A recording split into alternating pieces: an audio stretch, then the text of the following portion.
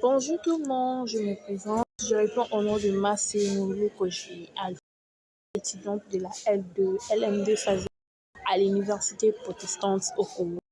Là, on va parler de Monsieur Gerta Morgan.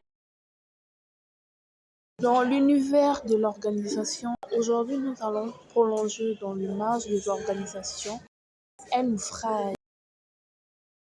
ouvrage fascinant du recherche Gareth Morgan.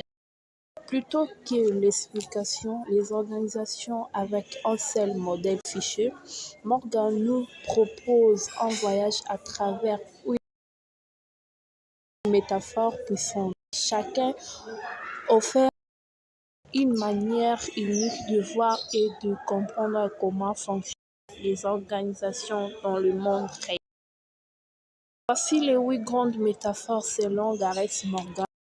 1. L'organisation comme machine. Imagine une usine parfaite d'huile où tout est planifié, chaque ouvrage à sa place.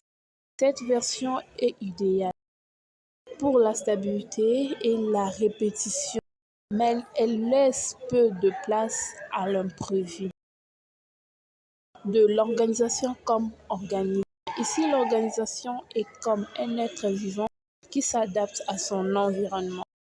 Elle évolue selon ses ressources, ses besoins, la pression intérieure.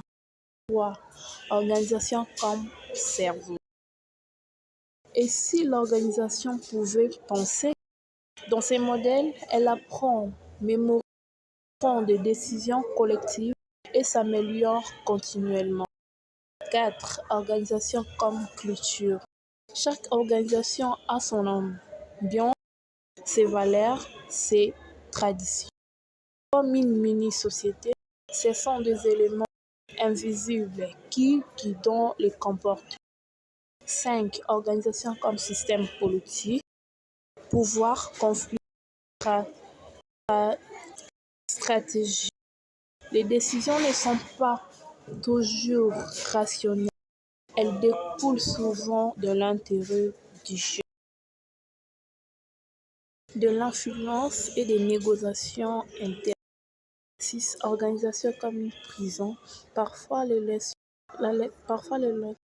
de pensée deviennent des chaînes, les routines, les croyances profondes où l'air empêche le changement et l'enfer de l'individu dans le temps. Cette organisation complexe de transformation.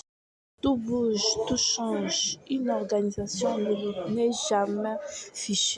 Elle se transforme sans cesser d'influencer par son environnement et ses membres. 8. Organisation comme instrument de domination.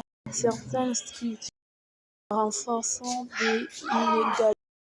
Elles peuvent servir à un contrôle de soi ou d'imposer le pouvoir d'un groupe sur un autre. Gareth ne nous demande pas de choisir le meilleur image, il nous encourage à utiliser plusieurs lunettes, à mélanger les points de vue, car une organisation est complexe et c'est en variant les prescriptifs qu'on peut vraiment les comprendre.